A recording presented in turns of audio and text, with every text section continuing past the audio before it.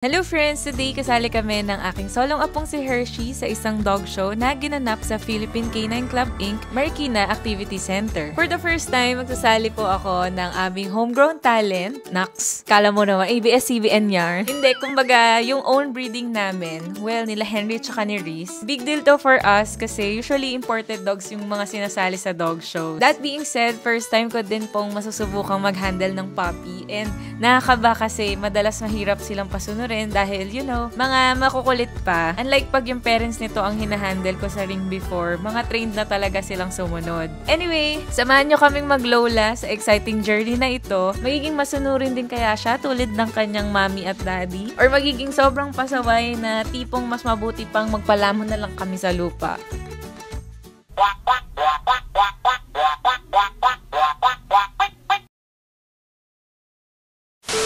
So, umalis kami ng bahay, madilim pa since from Bacoor, Cavite pa kami and Sabado niyan, mahirap na baka maipit kami sa traffic. Ayun, for the first time in forever, si Hershey lang pala ang kailangan para magmaaga kami. 8 AM sharp daw magsa-start, pero nandito na kami ng 6:45. Proud kayo. So, kumakain lang kami bago pumasok kasi nga ang aga namin. Ito Hershey, kumain ka na kanina eh. Alas 4 ng umaga. A few moments later.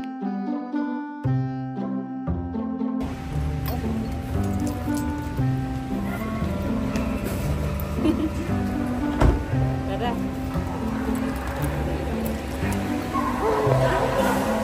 Nanonood siya. Nakakalitan tao ka doon? Ay, wala pang pati lang.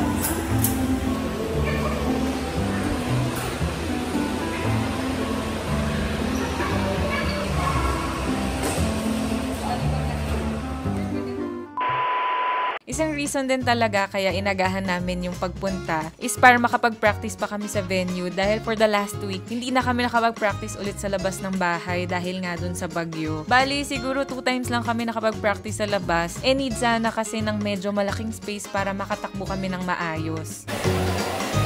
This is not so promising.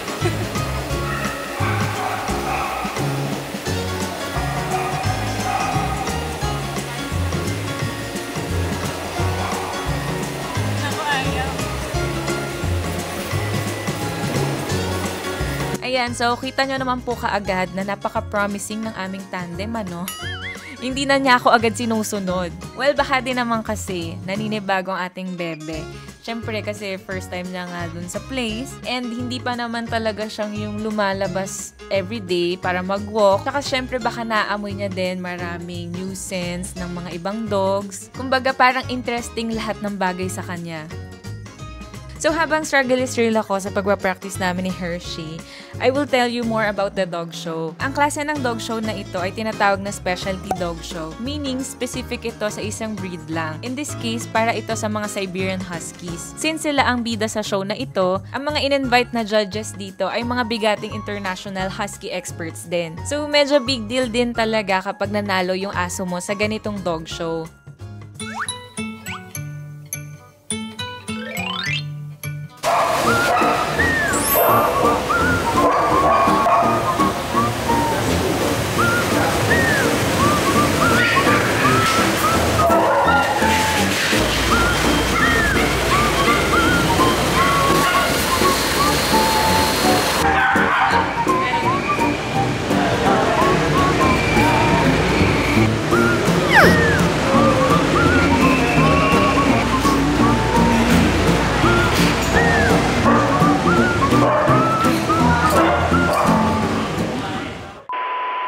So, pag ganitong specialty dog show, usually nauunang isa lang yung pinakabatang mga kasali. In this case, baby puppy class yon na from 3 to 6 months old na puppies. Meron din kasing puppy class na from 6 to 9 months old naman. 3.5 months bale si Hershey natin dyan. Alam ko yung mga kalaban niya na yan ay magkapatid na both males and kaka 3 months lang din daw. Kaya medyo maliit silang dalawa compared kay Hershey. Though giant din naman talaga to siya kasi 'di ba nga nga, solong apo. Actually, hindi naman super strict sa mga baby puppies compared sa mga adults na kailangan talagang posturan-posturan na. Kasi syempre, parang naintindihan naman nila na wala pa masyadong experience, lalo na sila first time sumali. Tas yun nga, dagdag pa yung ganyang age, 3 to 4 months is nag-iipin pa. Kaya most likely, forgiving pa yung mga judges sa mga misbehaviors. Pero syempre, mas ma-appreciate ng mga judge kung magaling na kaagad, kung madali na sumunod sa ganyang age. Tulad niyan, si Hershey yung magulo.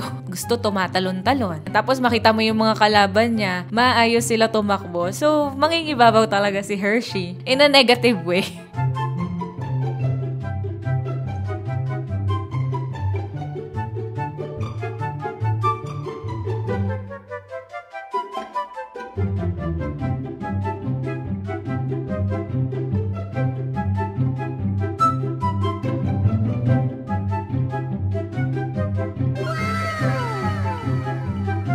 Diba, ang galing ng mga kalaban niya, kahit mas bata sa kanya, mas parang discipline sila. Heto na, kami na po ang maglola tandem. Yun. Ayaw niya talagang magpahawak sa strangers. May pagyakap na nga po ako. Ala, kulit niya pala talaga dyan. Diyos ko. Basta naaalala ko niyan, grabe yung pawis ko. Kasi nakakahiya. Tapos ayaw niya tumino. Actually, bukod sa makulit siya, medyo natagalan din sa pag-inspect sa kanya kasi parang hinahanapan siya ng balls. Mini-make sure talaga yung sa may pem-pem part kung balls ba yun. Tapos tinouch din yung sa may chan. Parang naghahanap ng pututoy. Kasi siguro nga dahil ang laki niya dun sa dalawa. So yun na nga po, rampa time na ni Hershey. Pero parang ang gusto niya, lusutan na lang.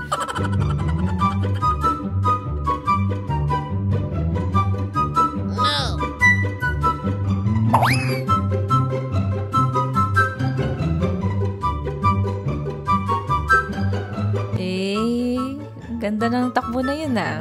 Ayan, balak pa siyang i-touch ni Judge. Kinukuha yung loob. Kaso tumalon na naman. Sorry, Judge. Ayaw niya talaga sa'yo. Last rampa pa ikot. And, ayun na nga. Gusto niya maging horse.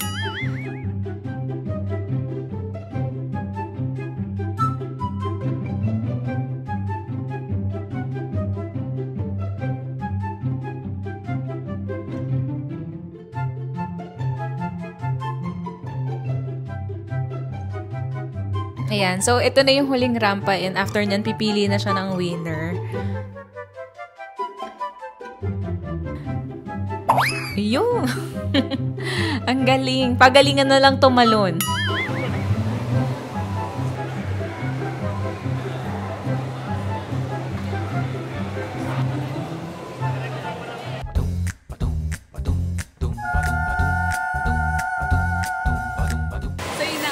One judge down and may ginawa yan doon, hindi nyo lang narinig. Lumapit yung judge. Siyempre, hinahawakan siya. Sabi niya, gumanon siya. Pero hindi naman siya kakagat kasi bungi. Walang ipin yan. Hindi ko pala na-chika kanina kasi nagmamadali kami. Pero ang galing-galing niyan. Nung isang gabi, tinignan ko pa, kumpleto ipin.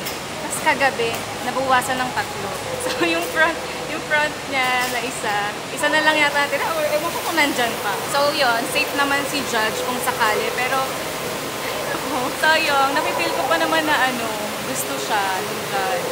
Kasi sinecond pa rin kami, siya yung pinakamagulo doon. Siguro kahit na perfect niya lang yung takbo namin, baka nakachamba. Tama kung na perfect lang siguro kahit yung movement. Sablay-sablay din. Sa bahay lang maganda. Proof talaga na nakakatakbo yan, na video ko yung training namin, maayos naman.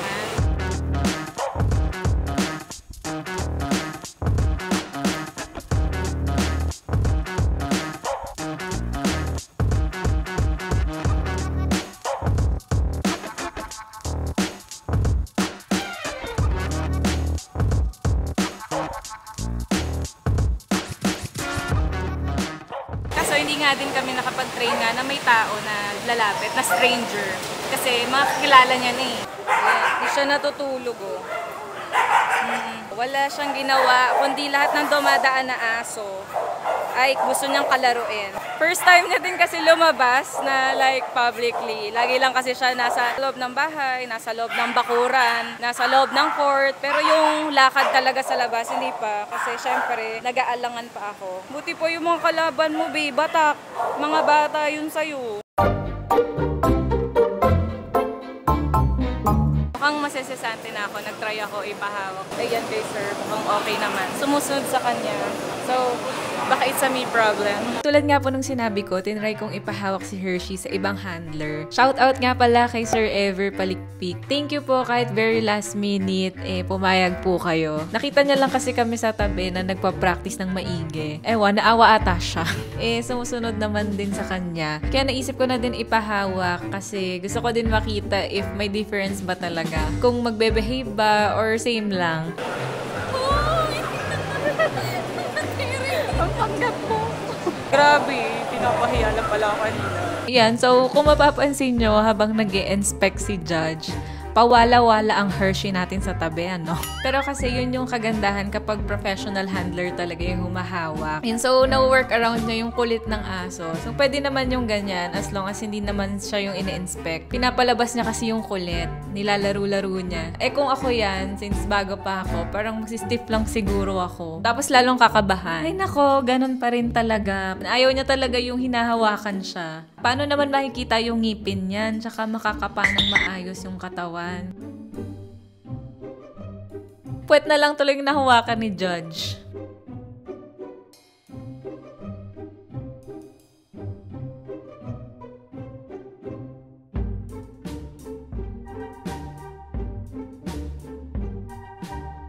Ayun na, si Hershey na.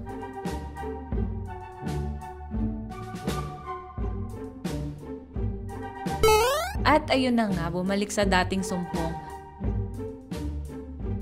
Hala, ginano na nga pala si Judge noon. Ano ba yun?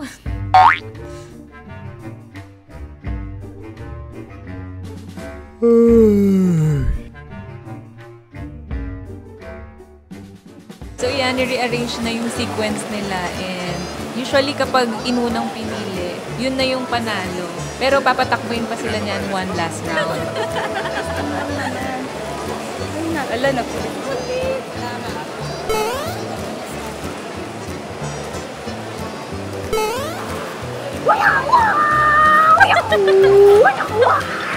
Ang kaso mo, si Hershey, sinumpong na naman. Ayaw na naman niya tumakbo at mas malala pa yung ginawa niya ngayon. Nakakaloka. Parang ano ba yan? Self-sabotage be. Pero nilagay siya sa likod ni Judge kasi naisip niya baka nababother dun sa dalawang puppies sa likod. Pero ang hindi na alam, makulit lang talaga. Makulit. Ayan. Ikaw pa rin talaga.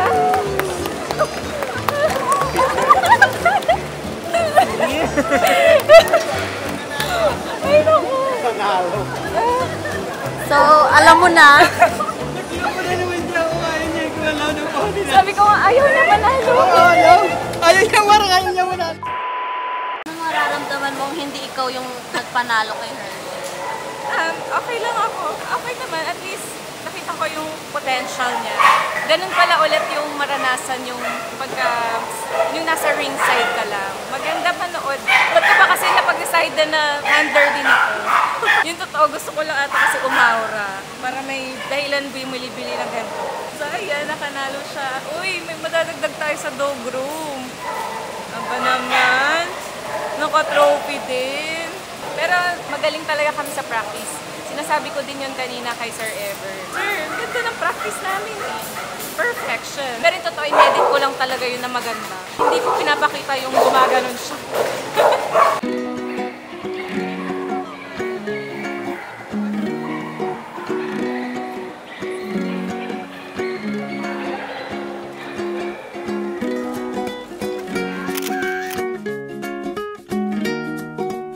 Yan yung pagka-practice niya, ang galing niya. Diba? Ang galing. Oo. Hindi ka pala, kaya ako pinilig kanina. Sabi nung judge, nung nagpipicture kami. Sabi niya, nung nag-move na daw, yun, alam niya nang si Hershey na, bilis niya nakapilo. Hershey! Unang araw pa lang minahanda kita.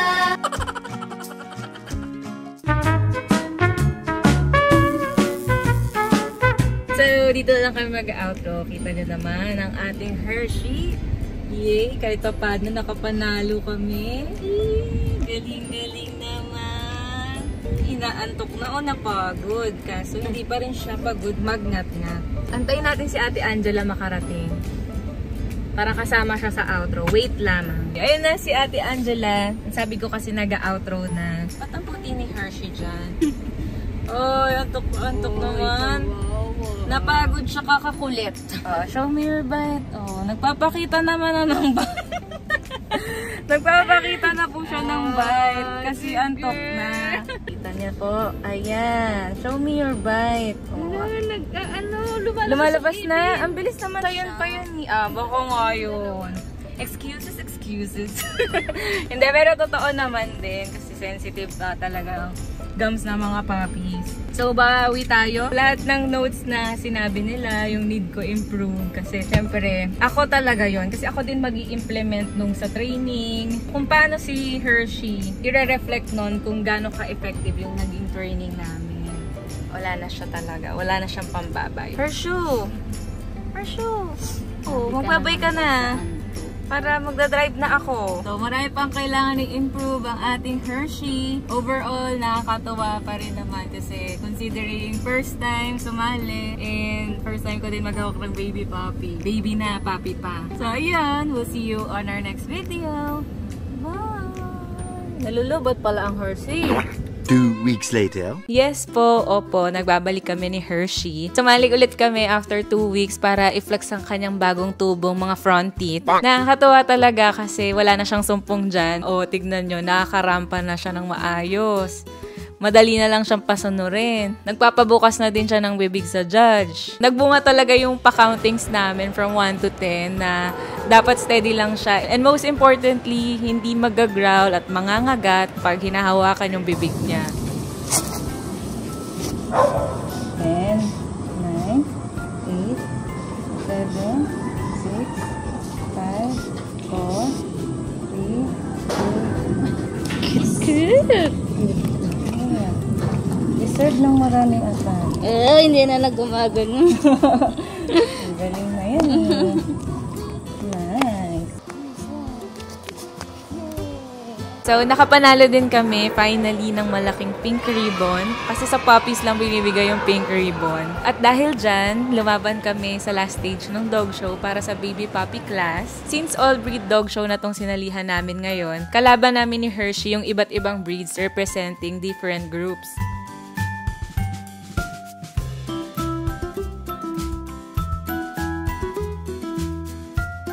So, ang Huskies belong siya sa Group 5. Kita nyo naman, ginalingan talaga namin ang pagrampa ni Hershey dyan. Full force nga po yung baby puppy class. Usually kasi around 4 to 5 lang na naglalaban sa Best in Show. Pero ngayon, 8 talaga kami.